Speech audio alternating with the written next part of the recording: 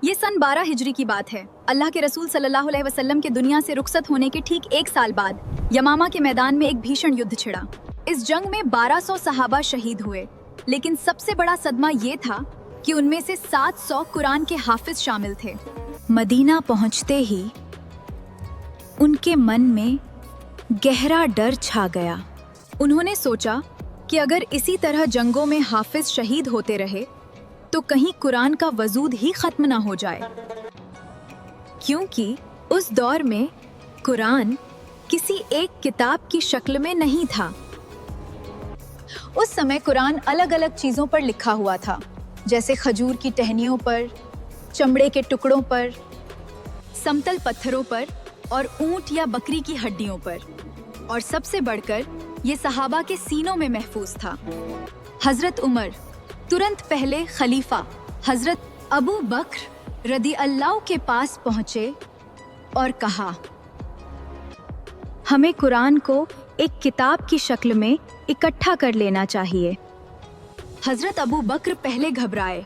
उन्होंने कहा, मैं वो काम कैसे करूं जो अल्लाह के रसूल ने खुद नहीं किया।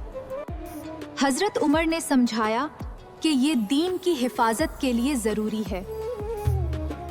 आखिरकार हजरत अबू बकर का दिल भी मान गया। इस महान काम के लिए हजरत ज़ैद बिन साबित रदी अल्लाह को चुना गया। उन्होंने कुरान की हर आयत को शामिल करने के लिए 2 बेहद सख्त शर्तें रखीं। वो आयत नबी सल्लल्लाहु अलैहि वसल्लम के दौर में लिखी हुई मौजूद हो, यानी सबूत के तौर पर वो हड्डी या चमड़ा पेश करना होगा। कम से कम 2 सहाबी गवाही दें कि उन्होंने वो आयत खुद नबी सल्लल्लाहु अलैहि वसल्लम की जुबान से सुनी है।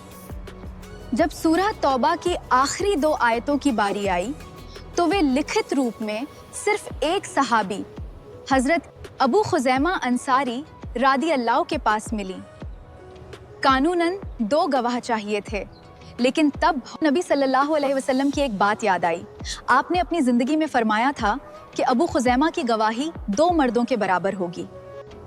इसी खास रियायत की वजह से उन आयतों को कुरान में शामिल किया गया। इस तरह कुरान का पहला मुकम्मल नुस्खा तैयार हुआ। बाद में हजरत उस्मान रदी अल्लाह ने इसी ओरिजिनल कॉपी से कई नकलें तैयार करवाईं है और उन्हें दुनिया के अलग अलग कोनों में भेज दिया। आज जो कुरान हम पढ़ते हैं वो उन्हीं सहाबा की दूरदर्शिता और मेहनत का नतीजा है। अल्लाह उन पर अपनी रहमतें नाजिल फरमाए, आमीन। अगर ये मालूमात अच्छी लगी हो तो लाइक करें, कमेंट में अपनी राय दें और ऐसी ही तारीखी वीडियोस के लिए सब्सक्राइब ज़रूर करें।